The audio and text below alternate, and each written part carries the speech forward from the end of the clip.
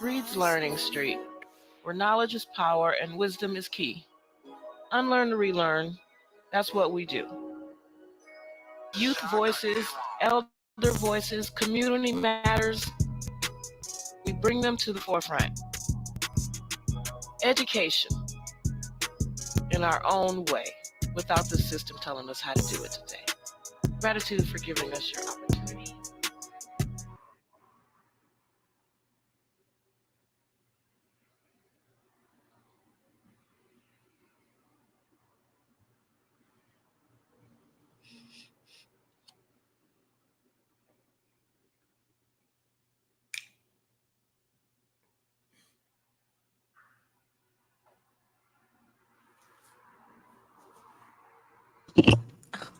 Bloopers. Gratitude, grand rising, grand day, good afternoon, good day, whenever you catch this. Thank you for joining us. I am Cherie Reed L. with Reed's Learning Street, and I have with me today two young rising stars, as well as a rising star in the political realm as well. I have Ariana Golden with me, as well as Rakeem Williams. And joining us from Tennessee is Martez Williams from the Council on Developmental Disabilities. If at all possible, can we start with Miss Ariana, if you will introduce yourself and give them a little bit of background about you, please. Hi, I'm Ariana Golden. I am a current freshman at FAMU, and I recently just graduated from Cass Tech. And a little bit about me, I was former co-captain of my dance team, and I'm majoring in biology.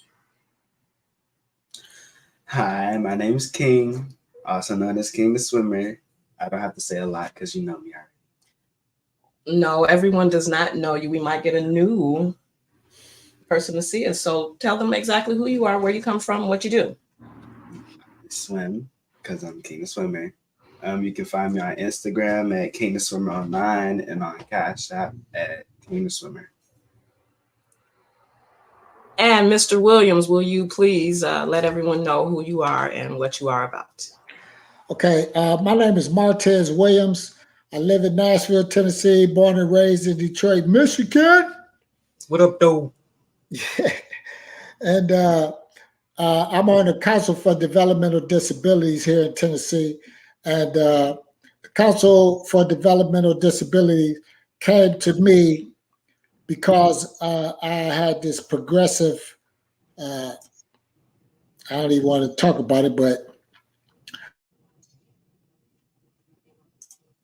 I was up walking, swimming, hiking, running, playing basketball, and all of that. And then to eliminate me from falling, I used the wheelchair more. I still walk with two canes around my apartment and getting in and out of my vehicle. So, yeah, I'm an advocate for developmental disabilities here in Tennessee. I'm a council member at large. And I'm also a council member for the ARC of Tennessee, the ARC of Davidson County, and I'm also on the Mayor's Advisory Commission here in Tennessee. Well, that's a very extensive resume. I don't know if I feel a little bit set aback, but everybody else feels a little set aback, but okay, kudos. Kudos. I didn't realize who we had with us today. Thank you very much for interrupting your schedule to join us and have this much needed conversation. I wanted to make sure that we kind of tap into how the youth can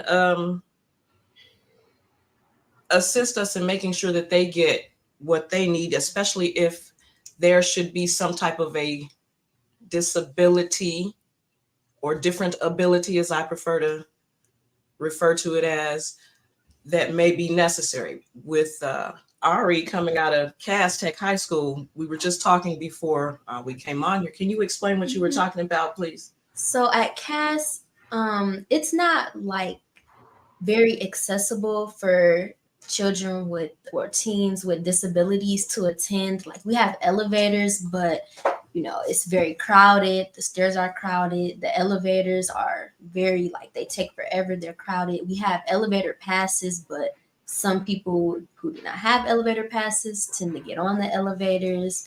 So I feel like someone with a disability would have a hard time getting around and getting to class, and it would probably be a frustrating situation. Just seeing what I've seen with people like on crutches alone, I just know it's a frustrating situation. So I feel like CAS needs to become more accessible for students who may need access to elevators and things of that nature. I was just going to say, I remember one of the swimmers, he broke his toe or ankle or something, and he had to temporarily use. Yes. And he was even complaining like, this is just hard. Yes. I'm not trying to speak for it. That's why you're here, so that you can speak for your age range. Yes, like I've known people, and like they'll twist their ankle, they'll have an elevator pass, and they'll literally use the stairs just because it's so difficult to use the elevators. And we even had like this past school year, one of the elevators was down for maintenance for like the end of the school year, so that took away access for some people. You have to go all the way on the other side of the building just to get on the elevator. So it's a difficult situation. So with you being on the Developmental Disabilities Council there, can you explain what you've accomplished with the strides? You know, because I think they both relate. Yes. Okay. What I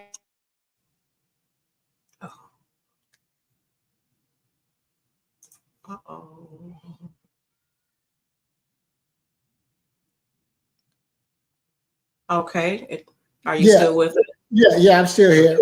But it's just different provisions. So by me being an advocate, what I've accomplished here in Tennessee is I got a bill amended. I didn't even know that by me being in the position that I'm in, I still drive my own vehicle. Like I said, I could walk with two canes to get to my vehicle. I put my wheelchair in my vehicle. I drive, I go places. But what I've learned is disability is a natural part of a human experience, which means that it can happen to anybody. So a lot of people don't come in contact with it until they're involved in a situation. Like, for instance, the young lady that goes to CAS. And so what I got a bill amended. It's called the Precious Cargo Act. And what it was with me driving my vehicle, I used two canes. So I always thought if I got stopped by the police, what would I do if someone robbed a bank and I fit the same description and I'm ordered to put my hands up and get out of the vehicle? I need my canes to keep my balance. So I always thought if I reached for my canes, I didn't want them to think that I was reaching for a weapon. So I talked to some legislators and they said, oh, that makes sense. You know, what happens? You know, so it was a legislator that had a bill that didn't get passed because the language has to be fitting in a legislative plaza for like.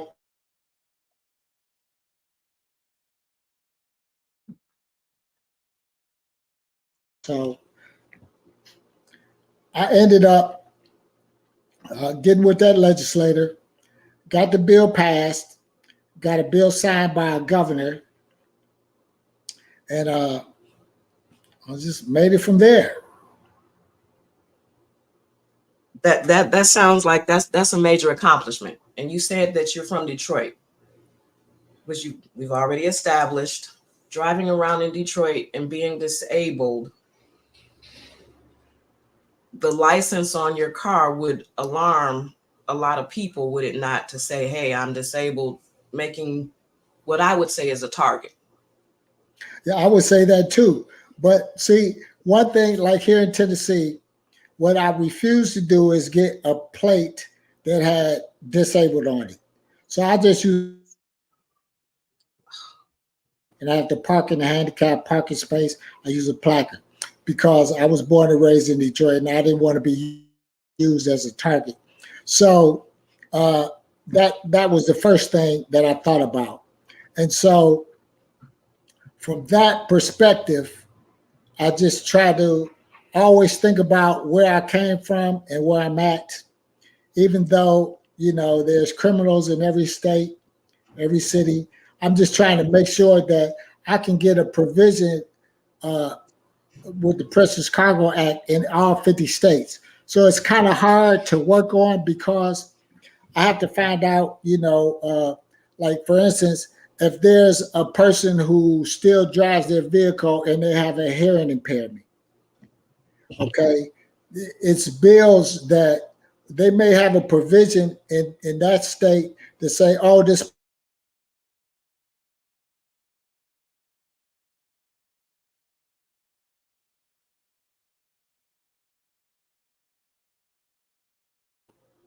trying to get bills passed. So it's more of a patience. You have to have patience. You have to be able to endure the negative.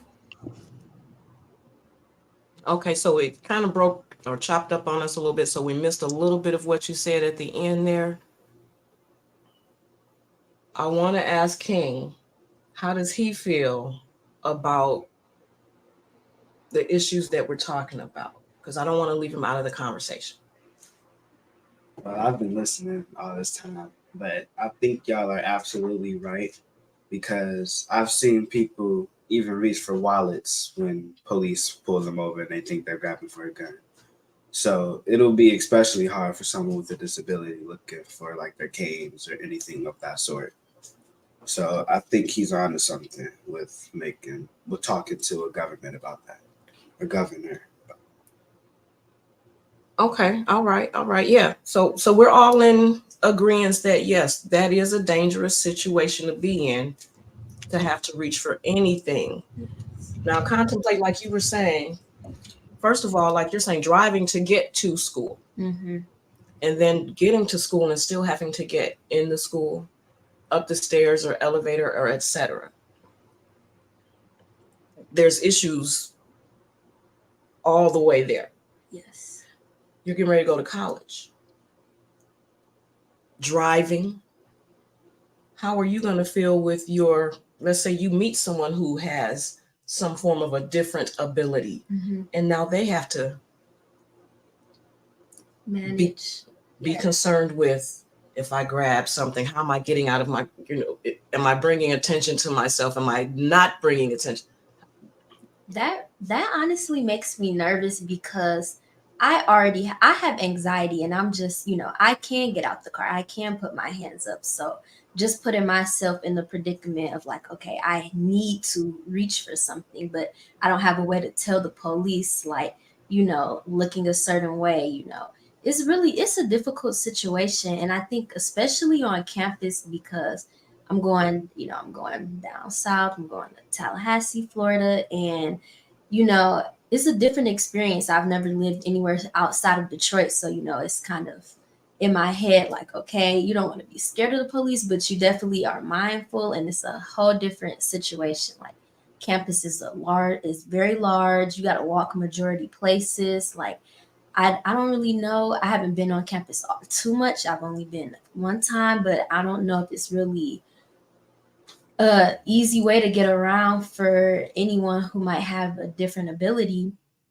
I know we have shuttle buses, but from my one experience being on campus, it was overcrowded. One time I waited, and when the bus got there, they told me that wasn't any more space, so I had to walk, and I had the ability to walk, but what if I didn't? So I think I think we need to put in a lot of different things in place to make sure stuff like that doesn't happen for those who can't just get out the car and put their hands up, or can't necessarily walk all the way across campus to where they need to be. Yeah, only thing I would suggest while you going to a different state is basically trying to find out their laws. And I know there's different laws on campuses versus the state.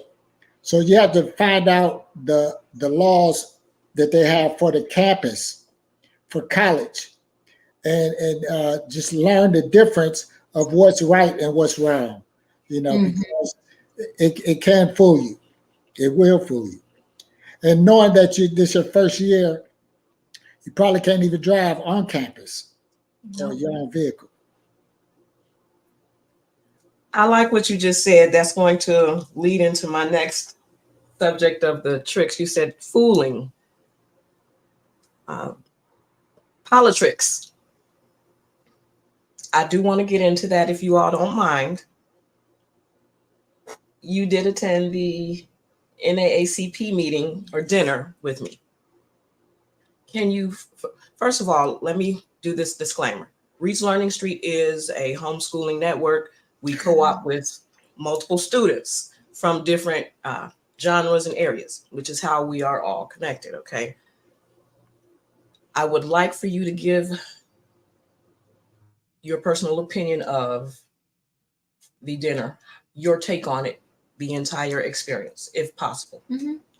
So I attended the NAACP dinner for the first time this year, and it was a very eye-opening experience for me, like being in the room with so many leaders and just advocates for many different things, and even sitting at my table, like I was the youngest one at my table, and hearing their experiences, it just makes you see how big the world really is. And like, it made me feel like my little impacts are just like tiny in comparison to what everything you can be doing. Sitting there, it was like I feel like I could really do more. And it's not in just like one specific thing, like, okay, more like for the Black community or more for this or that, just like more in general. Like, it's a lot of things in a lot of different situations that need advocates and need people who are passionate. And each person sitting somewhere were there for a reason.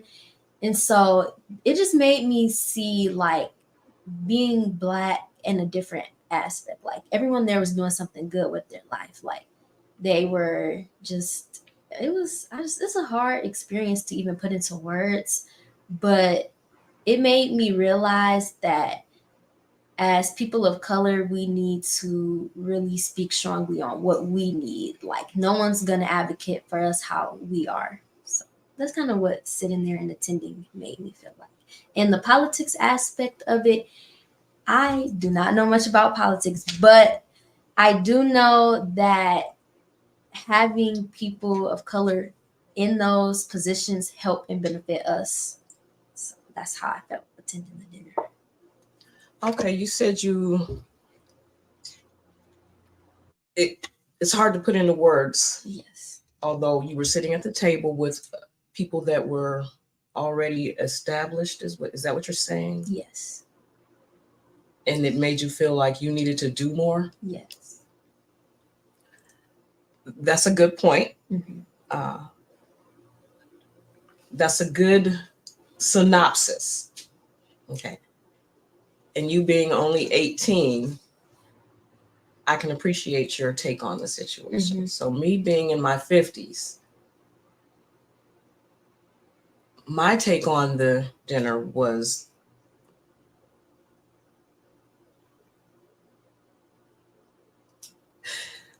I feel similarly, Mm-hmm. although I'm probably better able to express it. Mm-hmm.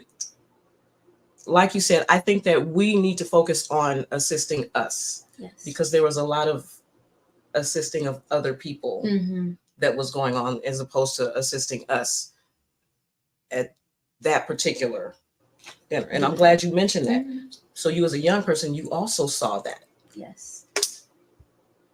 which is why I think conversations like these are necessary. You say you don't know much about politics, and Mr. Williams, he works all the way down in Tennessee, but he's here, or he's from Detroit, and he's very involved even down there Mm-hmm. because of his experiences here in Detroit. So now it's made him active down there. Now you're getting ready to go to Florida, so now you're going to need to know what's going on around there so that you are able to move with your chess pieces. Yes.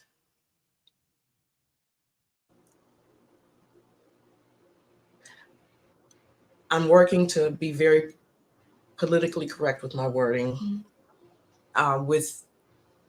Can we ask you a question? With you already being in politics, do you have any suggestions for the two of us? Because we had obviously the same experience at this NAACP dinner.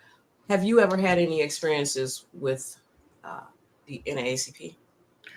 Well, a little bit with the NAACP. I'm not really able to really talk about politics, but all I can say is basically the whole key to all of this is gathering as much information as you possibly can with public policy. Okay. So that's like And you learning. learn, yeah. It's like learning public policy, whether you can get a book on it, and it deals with the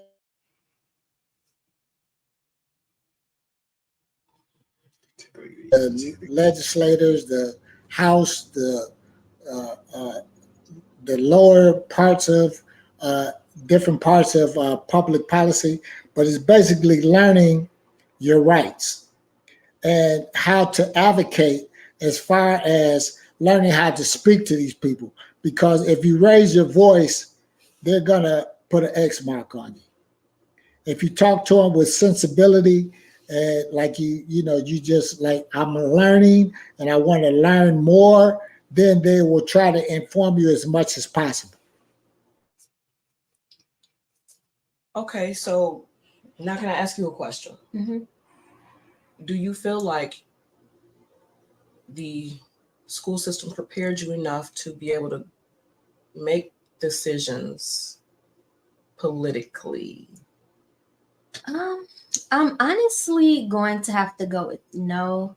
I had one class that kind of involved politics my junior year, and it wasn't even like for everyone. It was an IB class, so you had to be in that program. And even with that class, we learned about situations that happened in the past. Like, while I think you can learn from those situations, as far as current political issues, I'm not really informed on it. And I know the basis, like, okay, when you get pulled over, those types of rights, because that's just little stuff that you learn along the way. But like being able to conversate with a politician and like really be informed and know what I'm speaking about, I wouldn't feel prepared to go in the world like that from the school system I was brought up in. So now, before we came on this live, you were nervous when I told her who we were actually going to be speaking with. She just got off like a bottle of nerves. Like, she didn't know how to say, or not, she didn't know how to say, but she was wondering what words to use, and which goes to show and prove that the public school system did not prepare the youth to be able to have I won't even say political conversation, just an intelligent conversation about laws and anything that bills and as you're saying, as Mr. Williams is describing his bill that he assisted with, these things, like you said, you were not even aware of them. How do we know who do we vote for if we're not aware of what's going on?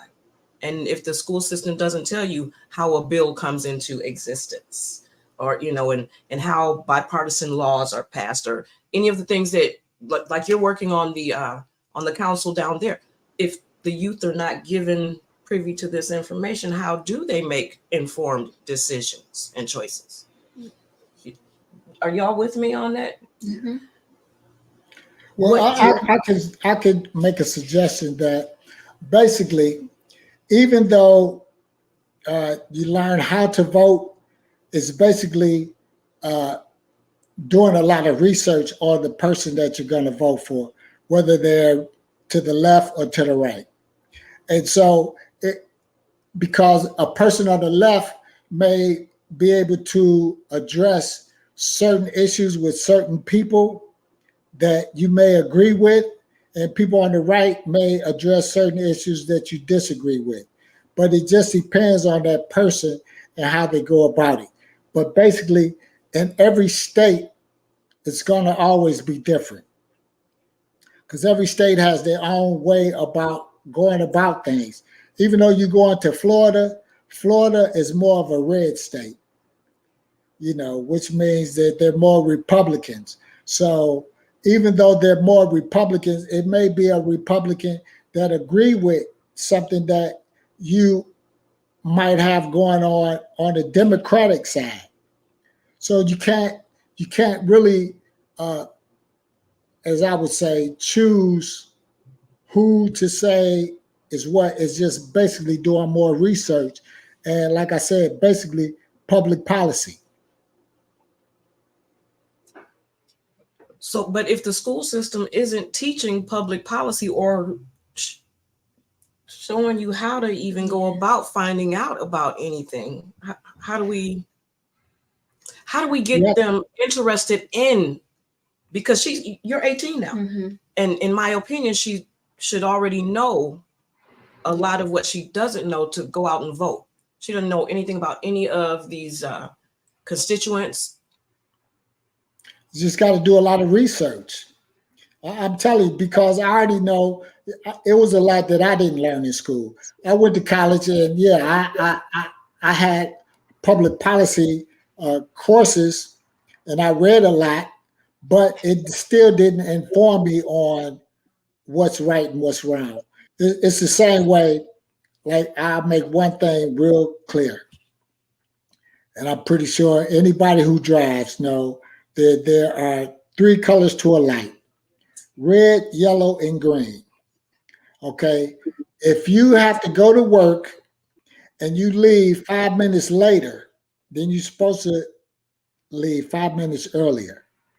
If you get to a light and you see the light is green, you press the gas to try to make that light, but you know automatically that that light is about to turn yellow. So yellow means caution. So actually, are you supposed to pump the brakes or hit the gas pedal? If you hit the gas pedal and go through that light that turns yellow, by the time you come through that light, it's going to turn red. The police are on the other side. They're going to stop you. Say, hey, what you want that red light for? You're going to say, the light wasn't red, it was yellow.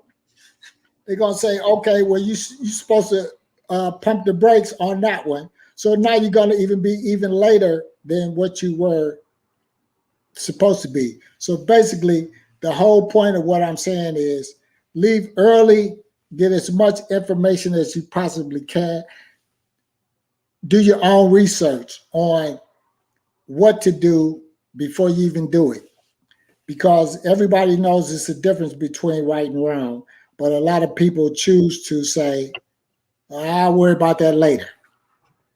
You have to think ahead of time. It's just like with King, he's a swimmer. He has to know if they blow that whistle and say it's time to jump in the pool, if he go before they blow that whistle, he's going to disqualify himself. So he has to know when to, in his mind, to say, I have to listen for this whistle to go. Okay, so I like how you correlated the swimming mentality to the political mentality of put it in your mind to learn prior to, so that you're already ready. You don't have to get ready. If you're already ready and you stay ready, you don't have to get ready. Although my question still remains, how do we get the children this knowledge? Because currently the children are not interested in what's going on. They're into, correct me if I'm wrong. Mm-hmm. That's my question. Before we get to 18 and we're graduated, how do we get these children to already be familiar with what's going on politically? Yeah, that's kind of hard. That's very difficult, because the person they have to want it within themselves to know. If they don't want to know prior to, they're trying to inform them about doing it later. It's like catching up.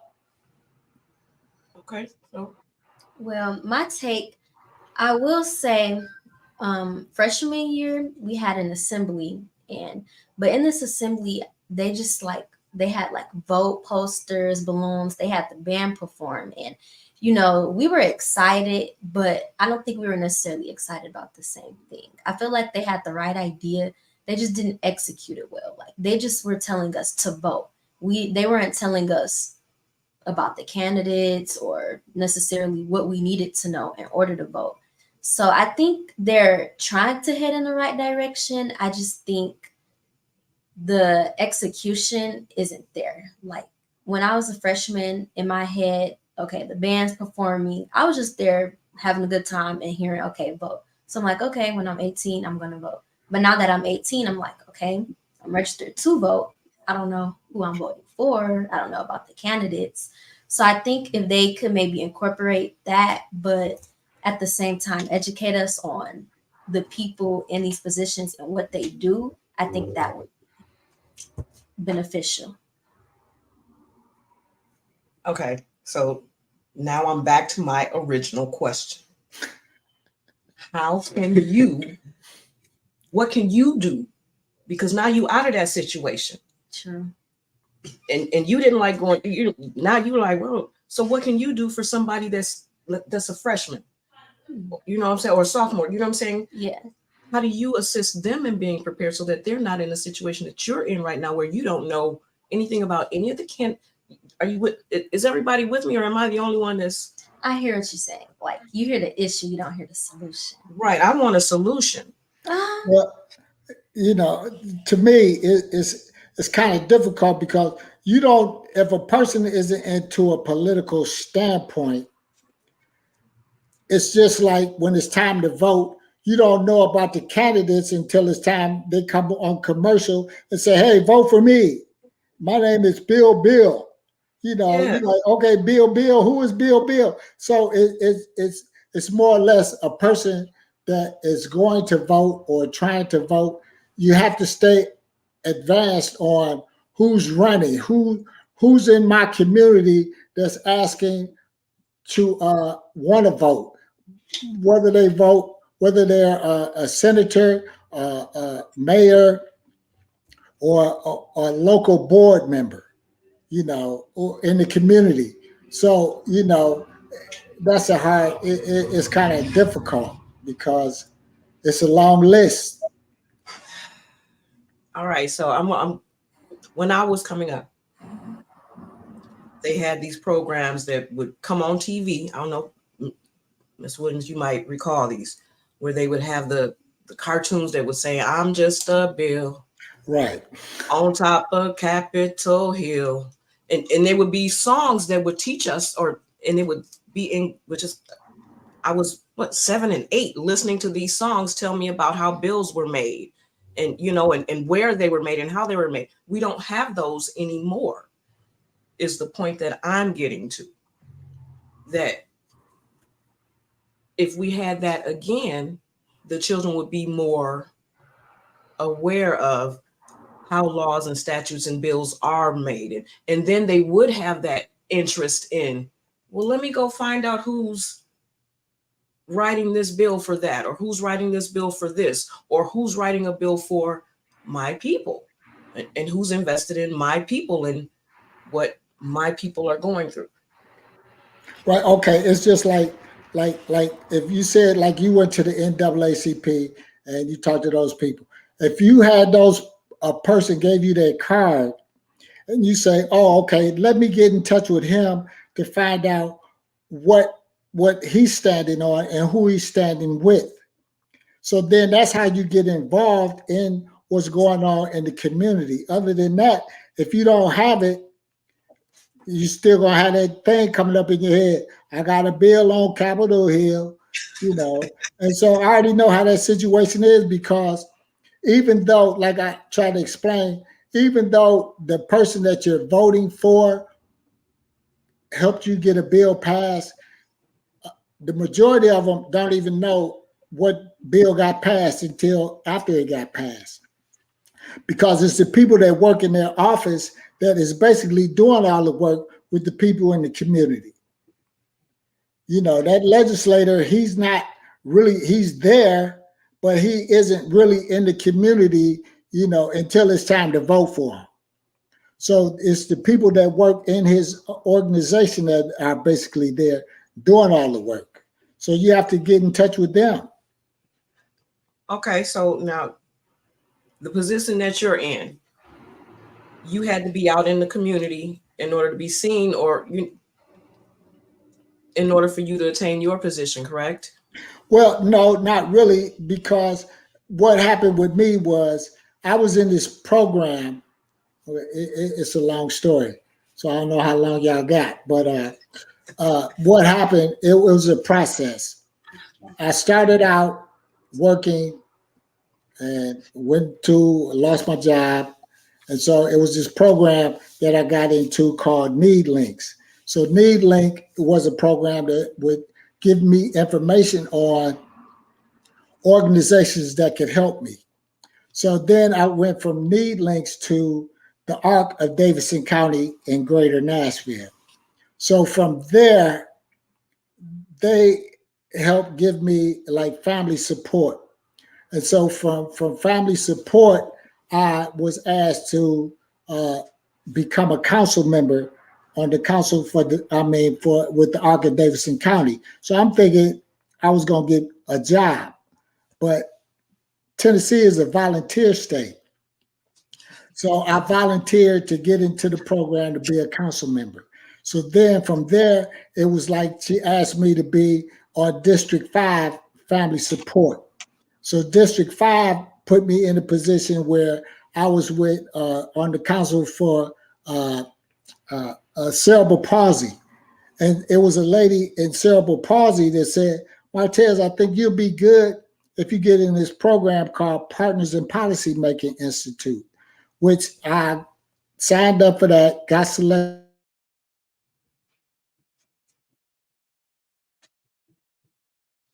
Staying at a hotel, and every weekend we would have another meeting. So from there is how I got selected to be on the Council for Developmental Disabilities, because I just was more of a listener, and I would listen and try to get everything straight to the point. I wouldn't try to go through a long conversation because I know that would make people go to sleep. So I would go straight to the point, like like I said, with the red light, with the light situation, red, yellow, and green. Okay. Stop means stop, yellow means caution, green means go. So it's no in between. So you can't just go from green to red. Okay, so you have something you was about to say?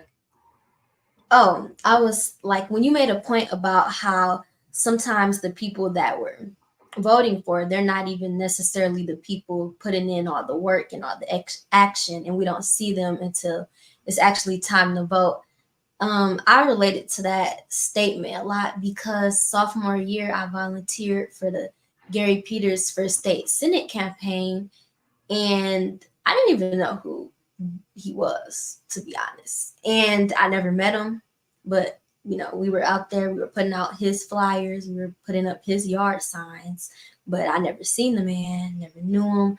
So I feel like that's a very true statement, especially like not even your workers or people volunteering for your campaign. They don't even know you or what you represent. And yes, I was sophomore, so I necessarily wasn't interested, but it was kind of like eye-opening for me because it's like, okay, is this something you really believe in, or is it just for show? And do you just show up when it's time to actually vote? So that was an interesting situation. I have a question about that because you said you were out there canvassing for Gary Peterson. Yes. Did you know what he was standing for or anything about his platform at that time? I knew really, so I'm really involved in my church, and how I ended up in the situation volunteering is because the people at my church supported him. So I was just going along with that support. So you were going along to get along Yeah. crew. Yes. Still didn't know anything about what he stood for. You were just going along. No. In my head, it's like, okay, I'm volunteering. I'm doing good work. So if he was on the stance of, I don't like Colored people. yes. And you're out there canvassing for him, hey, vote for Kerry Peters. You know, I'm Mm-hmm. not saying that that's what he was doing. Yeah. I'm just saying you had no idea, no clue. You're just vote for him. He could have been a serial killer, and you're voting for a serial killer. Because a lot of growing up, it was just for me like I just hear people say, okay, vote blue, and you know, that's what he represented, and so I'm like, okay, this must be the right person to vote. Without doing any research on him, Yes. just going because he's in the blue. Mm-hmm. Goes back to my original stance of, even in your sophomore year, you're out here canvassing for someone that you've, one, not done any research on, two, in your church, they didn't even give you any history on them. Just said, here, come on and volunteer your time. Should not your church have given you information on this candidate before putting you out in the community to say you represent that candidate? I agree. My church, they do give out information on candidates, but mainly to the people that are voting. Not like at that age, no, I wasn't in those meetings or hearing those conversations. Not that they weren't available to me. Okay, so I was just going to say, wouldn't it have been good, though, for you to participate in those meetings so that you would have been aware of what you were doing or who you were representing at even that young age? Yeah. So that now when you get here, you're like, oh, yeah, Gary Peterson, I know all about him. Yes.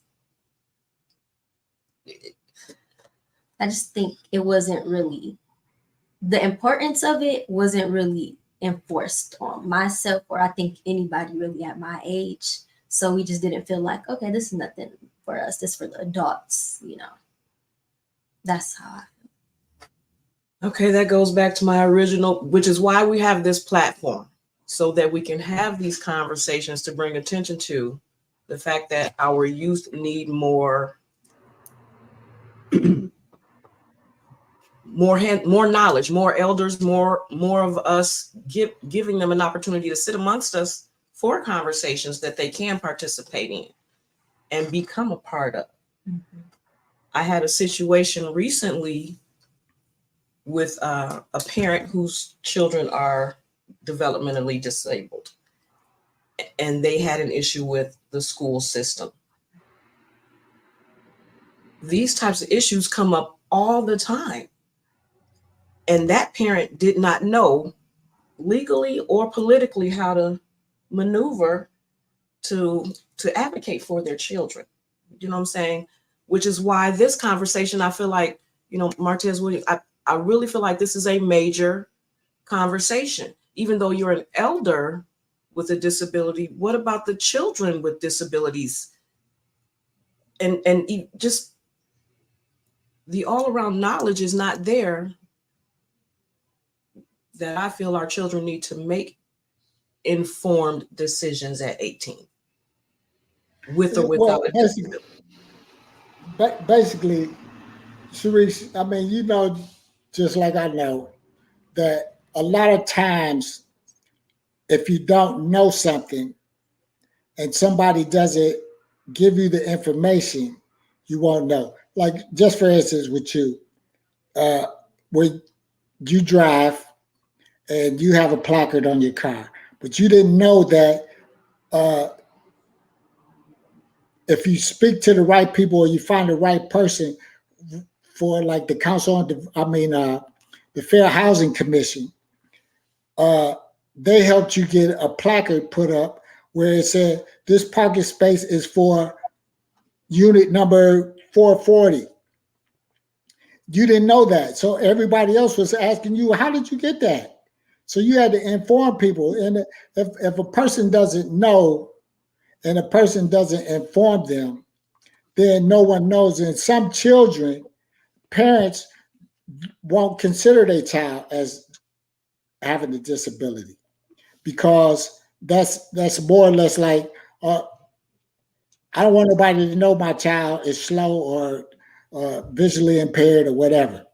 You know, it's like for instance in the movie with Ray Charles, you know, he knew his mother told him, you know, uh, put these shoes on, and every 4 steps you look for a creek or you know a crack in the road, and you know where to go. So he learned how to navigate on his own. So basically, that's what I'm saying is, if a person is interested in knowing their rights, they basically it can't be forced on them. All a person has to know is you do have rights. You need to look this up. And so then that depends on the individual to say, oh, I do have rights. I need to look this up to let them know that what my rights are. So it depends on the individual, basically. My other thing was, like, for instance,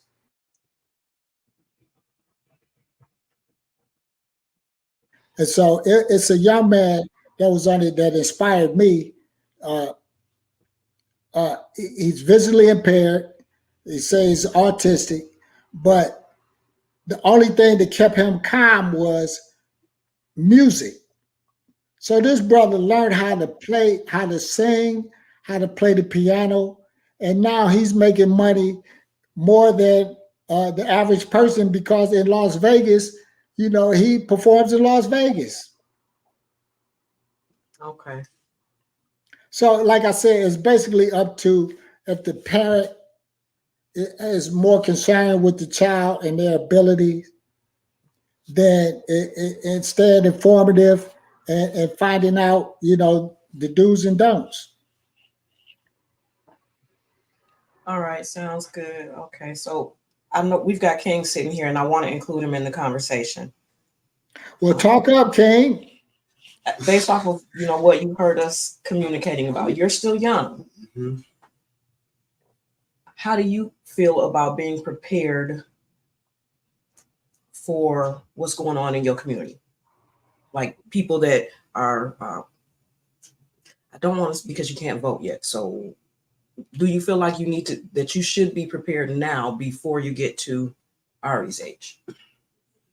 Yes, because if you're not, then you're gonna be sitting around like, why am I voting for them? Or Your voice is deep, who so am you I gotta voting speak for? up. I think, like my mom said about the commercials when you were younger about politics, that was a good way to teach people when they were younger. But like Mr. Martez said, you can't force it on the person because they have to want to learn it for themselves to be able to learn it. Even though you could say it's needed, you're not going to get anywhere by trying to force somebody. I agree. I agree.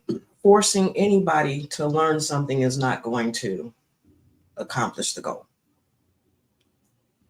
Providing Yeah. the information there, though, planting the seed is very valuable.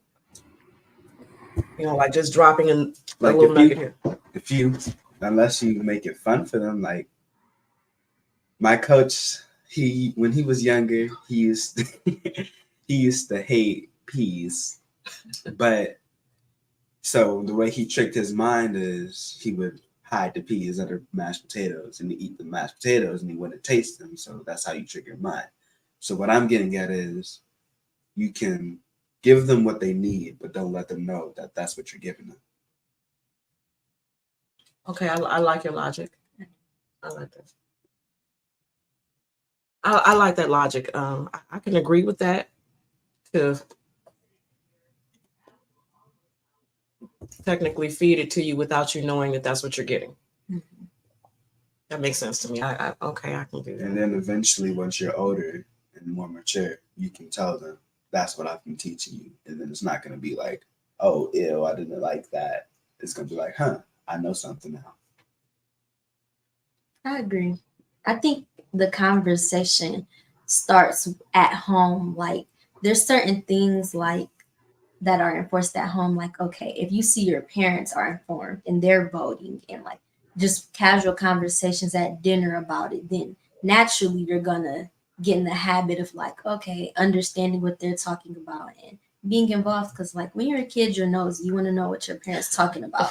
So, I kind of agree. Like if they just open it up and just casually conversate about it with their children, then naturally their children are gonna look up certain stuff like who are they talking about, and certain stuff like that. I think you can incorporate it at a young age, the world of politics.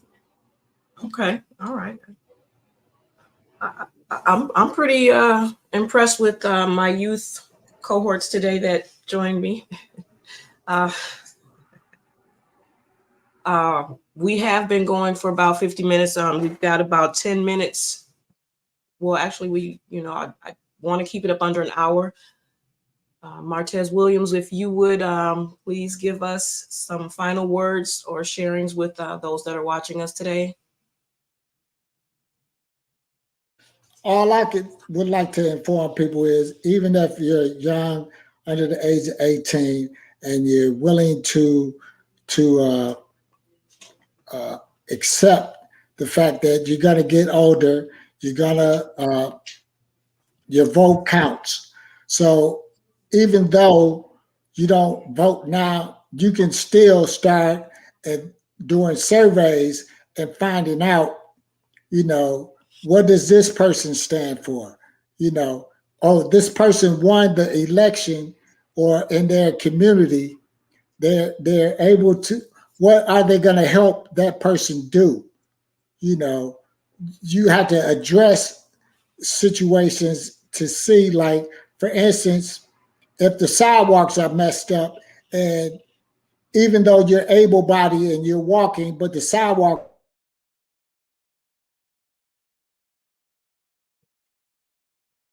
find out if that person is into fixing sidewalks. Other than that, you're just wasting your vote, or you may want to vote for somebody that's going to drop out of voting because they don't have enough backing. Opinion is much appreciated, and gratitude for joining us today and being able to come and sit in the hot seat and let us give you questions and let the youth ask their questions and give their comments. Okay. Again, I am Sharice Reedell with Reed's Learning Street. This is Ariana Golden from FAMU, and Raking Williams with Reed's Learning Street, as well as Wayne State University, saying thank you and gratitude for joining us today. And support who supports you. Again, this broadcast also was brought to you today by Get This Wisdom Magazine Live. So make sure you go over and support them. Thank you and have a great day. Thank you for watching our videos. Support who supports you, and check out some of our supporters. Definitely like, share, subscribe, and have a great day.